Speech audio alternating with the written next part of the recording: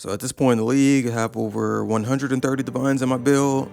I was able to invest in some mirror shards. You know, life is good, homie. I'm farming T17s, and I want to show you guys how I did it. So the method is simple. I just use ROG. ROG is a powerful source for currency on the first week of PoE League. You're able to spit out an insane amount of items, and you're also able to sell them really fast for a decent amount of chaos. And as you can see in these clips, I also have some big sales for some divines as well. And on top of using ROG, I was also crafting rings and belts.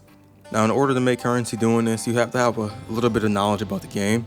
You need to know what mods are good, what mods are bad. You need to know the basics about what's a suffix, what's a prefix, and what mods are players looking for during the start of the league. Now, in the most basic sense, some of this should be obvious. Think about it. When you league start, what do you need? You need resistances, maybe some spell suppression.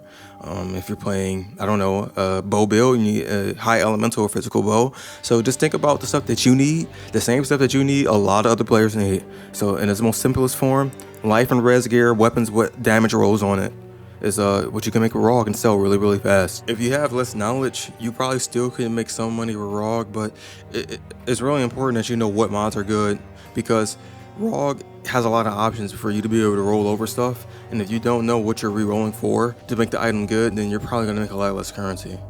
But in the most basic sense, you're looking for life, resistances, and spell suppression on equipment, and you're also looking for high physical damage rolls on axes and one-handed foils, because volcanic fissure of snaking is one of the most popular builds this league. Now, in some of these clips, I'm also selling belts and amethyst rings. Now, this could be profitable too, but it's a lot more risky and less new player friendly, because you're potentially putting a lot more of your currency on the line. And if you don't already have a base amount of currency to start with, it's probably going to be a waste. So for the sake of accessibility, I'm going to just focus on ROG, because this is where the main source of currency was coming from. Now, the key thing with ROG is once I got the red maps, the first thing I had to do was farm my own logbooks to snowball my currency, because the market didn't really have any. And once the market started to catch up and the logbooks started appearing, you want to buy those in bulk. You want to just buy them. Now, at this point in the league, there's plenty of logbooks on the market, so you won't struggle finding any. You want to buy Order of the Challenge logbooks, and you want to preferably run the layouts that are outside. The indoor layouts are way more difficult, especially early on if your build is rippy. And let me tell you, brother, I was in hell, okay? I was farming eye level 83 logbooks on a tabula, brother. It was horrible, but I was making a lot of currency, and I slogged through it. And if you've never ran logbooks before, you might be in for a shock. The monsters are very tanky, and they do hit hard. So if you're playing a build like Righteous Fire or Poisonous Concoction, you'll probably have a good time. I'm pretty sure Volcanic Fissure can do well. The build seems to do a lot of damage. If you're struggling, like I said, run the magic. It's okay, they don't have to be rare. The biggest factor is speed. You want to get as much crafting currency as fast as possible, so you can do a long crafting session with ROG. Now, if you pause the video here, I'm going to post a TLDR of the type of items that you want to craft for with ROG. And this is like the most basic stuff that's guaranteed to sell. And again, pricing items is a skill in itself. Knowing what's good and bad is a skill in itself. So again, I just want to preface this again. The amount of currency that you're going to make is based off your game knowledge. You have to know what's good and what's bad in this game. And once again, the most simplest thing to keep in mind, you can think about the items that you needed when you first started. The same stuff that you were buying, other people were probably buying. And even though day 1, day 2, day 3 is over, the first week of the league, you can still make some good items and sell them with ROG. Here is the one and utmost most important thing to keep in mind when crafting with ROG. 99% of the time, it is better to leave one affix on an item open. Now, what do I mean? You don't want full prefixes and full suffixes 99% of the time on an item, especially if it's decent. Why? Okay, life is a prefix and mana is a prefix. So let's say you roll T1 life, T1 mana, and then on suffixes you have high lightning resistance, high chaos resistance, and high cold resistance. At that point, it's probably better off to just take the item, especially if ROG is not offering any more options to upgrade the mods. Why? Because on the prefix, it does not have movement speed. Most likely, if he adds a prefix, it's not going to be good.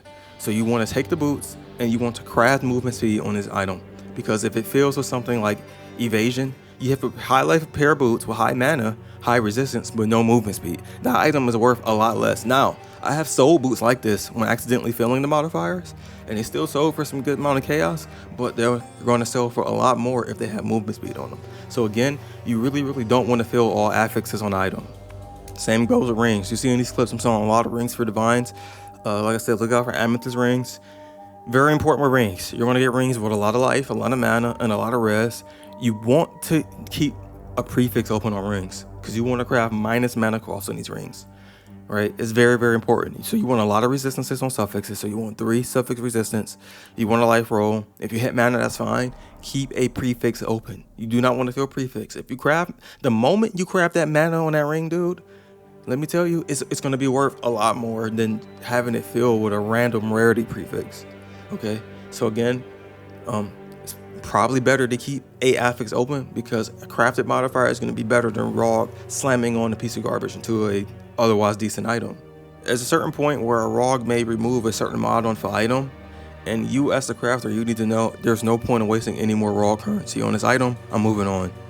This is important because time is a factor here, resources is a factor here, and you're trying to get the most out of ROG for the batch of currency that you have.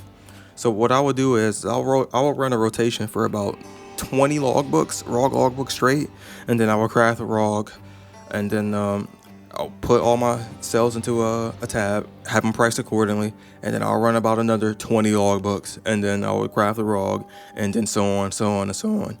That's kind of the rotation you want to get into. And as you're running each rotation, in between crafting sessions and running logbook rotations, all right, now I'm going to keep it real with you guys. Here's a piece of advice that a lot of people probably aren't going to take, but if you don't take it, you're going to make a lot less currency. You're not going to like it, but you need to hear it.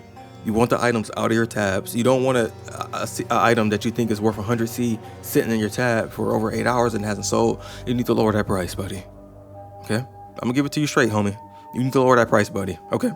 It's not selling for 100C. Give up on it. You will make more currency lowering the price on your items than leaving them high and then having to sit in the tabs, especially on League Start.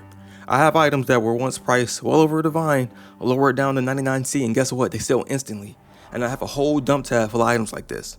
Right? I'm literally making divines of worth of chaos a minute coming in just by lowering my prices. As you can see in these clips, I have them trade after trade after trade after trade coming in.